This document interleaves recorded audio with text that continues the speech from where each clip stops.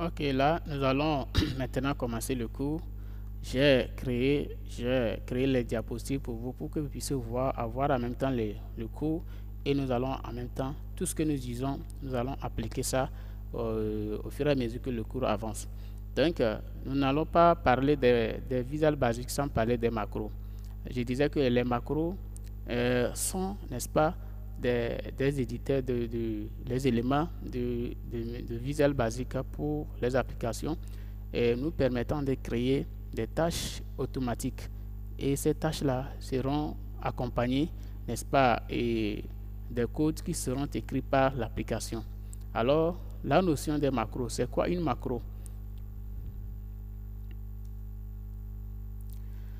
Ok, une macro est une procédure, un ensemble d'instructions qui exécutent une tâche spécifique, n'est-ce pas, ou qui renvoie à des résultats ou à un résultat. Cela veut dire que vous allez, à travers votre classeur, le Microsoft Excel, vous allez écrire un mot, ou bien vous allez demander à votre Excel ou bien votre tableur de vous programmer une petite tâche.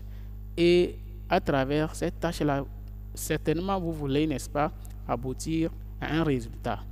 Et vous allez vous-même d'abord prévoir qu'est-ce que vous voulez, à quel résultat vous voulez aboutir. Donc, vous dites ça à l'application et l'application même va exécuter, n'est-ce pas, cette tâche pour aboutir à ce résultat-là que vous vous êtes, n'est-ce pas, ou bien à l'ambition que vous êtes fixé. Donc, voilà un peu le rôle des macros. Nous allons, n'est-ce pas, voir comment créer ces macros au fur et à mesure que le cours avance.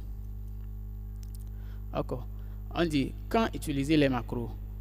C'est à quel moment on peut utiliser, n'est-ce pas, les macros. Les macros permettent de gagner du temps, d'étendre les possibilités des programmes que vous utilisez tous les jours. Elles sont aussi utilisées pour automatiser les tâches répétitives. Donc c'est ce que j'avais dit. Les macros vont nous permettre de créer, n'est-ce pas, les programmes pour exécuter les tâches que nous avons l'habitude n'est-ce pas, d'utiliser chaque jour. Si par exemple là, vous êtes un secrétaire qui doit remplir les données chaque fin de soir, qu'est-ce que vous allez faire? Vous allez créer un tableau. Et ce tableau-là, et si vous utilisez par exemple Excel, peut-être vous allez utiliser ce tableau, seulement que quand vous créez un tableau aujourd'hui, c'est parti pour demain. Donc, le lendemain, vous allez créer encore le même tableau et pour remplir les mêmes données. Mais cette fois-ci, les références de ces données-là peut-être seront différentes des références d'hier. Mais pour pouvoir créer ce tableau, ça veut dire que vous allez répéter encore le même tableau dans un autre classeur. Alors, avec les macros, vous pouvez programmer un tableau qui serait répété sur tous les classeurs. Ok, et maintenant c'est les données que vous allez changer. C'est ça le rôle des macros. Méthodologie, n'est-ce pas, de la création d'une macro. Comment crée-t-on une macro? On dit deux méthodes sont utilisées pour créer des macros. D'abord, nous allons utiliser ce qu'on appelle un enregistreur, n'est-ce pas, de macros.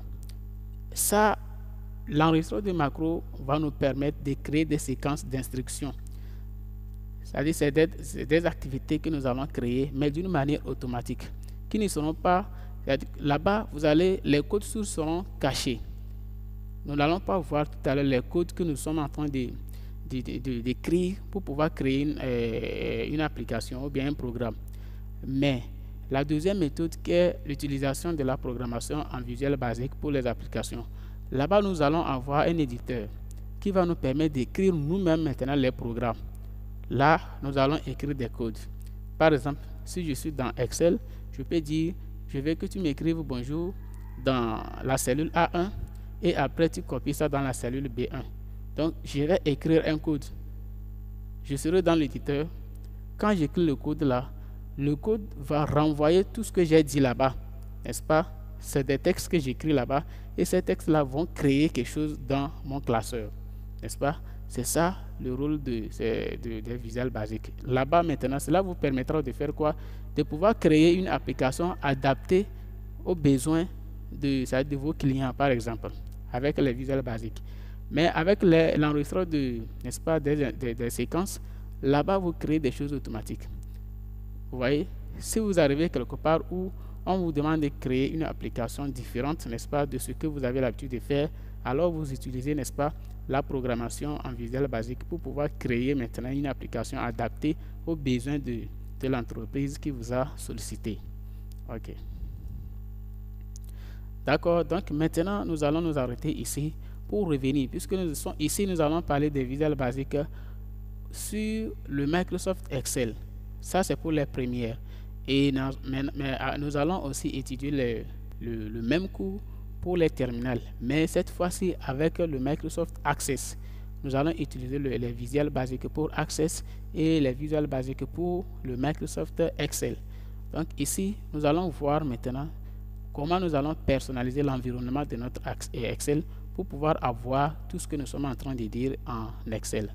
Donc ici, nous allons nous arrêter ici et revenir, n'est-ce pas, et voir comment nous allons programmer notre